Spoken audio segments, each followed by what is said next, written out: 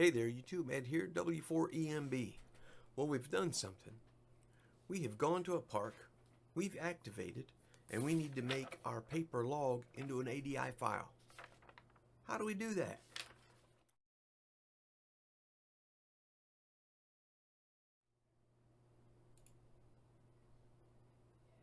Okay, what you're looking at here, this is a website called hammers.app, HAMRS.app. So you go here to Hammers and you can download the appropriate hammers that you need for your operating system. And what it's going to look like when you download it is this. You're going to open it right up and it's going to say, boy, you have a lot of space here with no logbooks. Well, you want to come up here to your settings and you can tell it what lookup provider you want it to use. You can tell it to look up the call signs, right? You also want to go ahead and maybe make your profile, manage your profile. So here's my profile. I can go in here and edit the settings for mine. So there's my name, my passwords, all that business. Okay. So now that I have it with my profile, also got my wife's profile in there, AA4SB. So that way if she wants to sit down here at this computer and take her paper log and make it up, she can. First thing we're going to do is we're going to hit new logbook. It's going to come up and it's going to ask us, what do you want to call it? This is the easiest way to do it in order to get it uploaded on the POTA website. We're going to say call sign W4EMB at symbol US 2943, the park number, dash the date, and to put the date in here like this, 2024-07-11. That's today's date for me. Then dash, and then TN for the state, just in case your park covers multiple states. So it's call sign at US 1234 dash date dash state. Name it just like that. Next you're going to do is you're going to hit template parks on the air. Save. It opens up, it's ready for us. Now the first thing I want to do is I'm going to come over here to the right side. I also had this set up on the extended menu so I can see more of the things in here. Okay, so let's see, settings.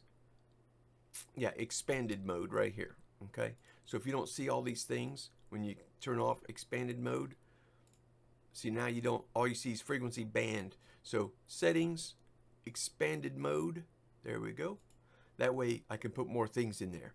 All right, so frequency I was on today was 14.058. And now I'm going to come down here to power. I'm going to type in 5 because I was only on 5 watts. Under mode, I'm going to come over here and type or choose CW. My park. Now watch in the top right hand corner as soon as I type in my park number. US-2943. As soon as I do that, it comes up. Right there it is, green. Oops, it did that because I clicked the button. It's green, telling you what my park is. Dunbar Cave State Park. And I know that that's where I was. So it puts my call sign in here from my settings. It also puts the grid of the park in here. For me, I take this out. I take out my grid in here. And I'll talk more on that at the end. Alright, so now, again, frequency, my power, my mode, what park I was in, erase the grid. And it puts in my state. I'm going to leave my county blank. Next thing I'm going to do, since I'm doing this after I got home, I want to come over here and I want to pause this clock. So I'm going to hit pause. I'm going to come into the date box and I'm going to pick the date, which is today, the 11th. Pause that clock. There we go. So it was the 11th. All right. So once you pause the clock, because sometimes it might be the next day. Anyway, so 2024-07-11, that's the right thing. So now I'm going to come right up here to the top to call sign, and I'm going to start typing in my log. So my first call sign that I have, my first customer of the day was KQ3Q. I'm going to hit tab. I gave her a 559. I'm going to hit tab. She gave me a 599. I'm going to hit tab, tab, tab. And that takes me right down to the time clock. I'm going to put in here 1454. I didn't even use the colon button. I just typed in 1454. And I'm going to hit enter. As soon as I do that, you see that there she is, my first line. All right, then I'm going to go in here and I'm going to continue doing this. Typing in my call signs in for Delta Hotel, tab, 599, tab, 599, tab, 1455. And what I'm doing also is I'm looking at the state, because since I'm at home, it's actually looking them up. And I'm looking down on my paper and going, yep, that's the state they told me. Now, sometimes it doesn't match, but that's okay. I'm going to hit save. Now, I'm going to go ahead and finish these up. I'll speed this portion of the video up so you don't have to watch it all. And then I'll come back to you at the end. All right, here we go. Okay, and here we are. We have quite a few of them typed into our log, as you can see here. I've gotten down to this point so far. So I've typed in 25 of them so far, and it says 25 right over here on the side. Now the next thing that I want to do is I just wanted to bring you back onto the recording for a moment, because I have a special something happening here. So into NFG, tab 529, tab 559, tab at 1529, and check state, New York. New York's what I got. Enter. All right. Now next one here, Whiskey Bravo 9 EAO, tab 529, tab 559, tab 1530, and check the state. All right, and enter. Now before I type my next one, at this point I actually changed bands. So all of those, if you notice, the frequency column says 14058. Now at this point I did change bands. So I'm going to come back over here to the frequency and I'm going to type in my new band. And my new band was 18.084. So I'm going to come over here, 18.084. And it's still 5 watts, still CW, but notice it changed the band to 17 meters all by itself. So come back over here. My first one there, once I switched over, was KI6UP tab, and I got a 599 tab. That's what I sent. 339 received, tab, and Florida.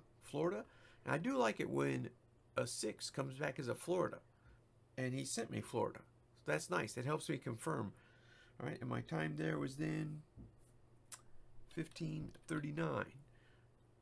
Enter. And then ready to type in my next one, which is, now here's something. KJ7DT had called me again. He called me earlier on 20 meters, but guess what? I changed bands. I can put him in again, and he doesn't count as a dupe because it's a different band.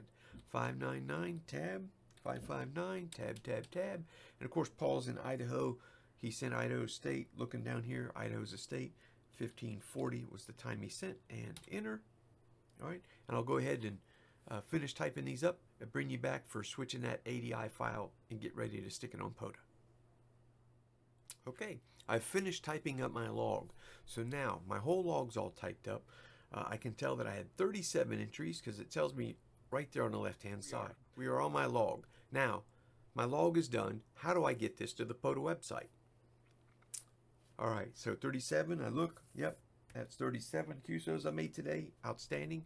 So I'm going to go ahead and I'm going to hit this word that says logbooks on the top left-hand corner of the page. Right there's my logbook from today. W4EMB at US 2943 and today's date. So it says I got 37 QSOs in there. Awesome. I'm going to come over here to this cog wheel on the far right side and I'm going to hit export ADI. And it says, all right, where do you want to export this?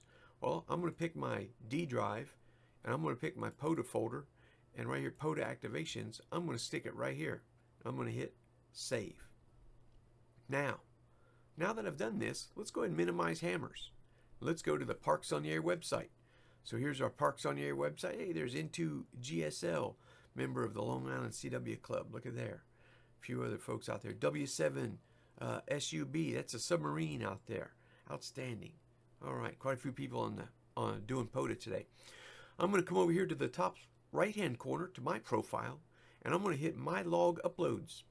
I'm going to click on that, and it says right here, Upload your activation logs. I'm going to left-click right there.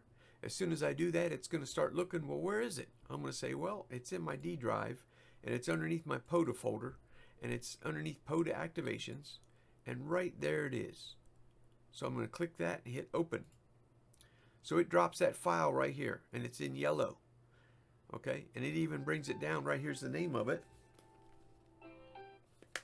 Sorry about that. An alarm telling me to go to LICW class. Right here it drops in the name of it. There's my call sign, what park I was at, what state I was in, CW, 37 total QSOs. Now the only thing I have to do next is this check mark right here that says my logs are correct, and I understand they can't be modified once you upload them, but you can get them removed and re-uploaded if you do make a mistake. My logs are for activations that conform to the rules and code of conduct. So you check those, and right here it says upload file for validation. So we're going to go ahead and click on that. Now it's going to sit here and take the computer a second to think about it. You notice down here I just did July 10th. I did it an activation there at Dunbar Cave where I made 5 QSOs. Yeah, as well. That's when I uploaded it. Oh, it just there it is. It just refreshed, and now you see over here 37 QSOs. So now that's up there. Yeah, that 5, that was my first failed activation. That was actually on what day was that? The 7th over there. No, the 8th. Yeah, it was on the 8th. The 8th was a failed activation, so I went back on the 9th and made some redemption there, made 20. And then here we are today on the 11th. We went out there again. We made 37 more today. So now that's all it was. As soon as you hit upload, check mark those 2 boxes. It throws it up there. And now you should be able to go and look at your profile. Scroll down. Right here it is. Dunbar Cave State Park, July 11th, 37 QSOs. And it's going to add it all into your stats there.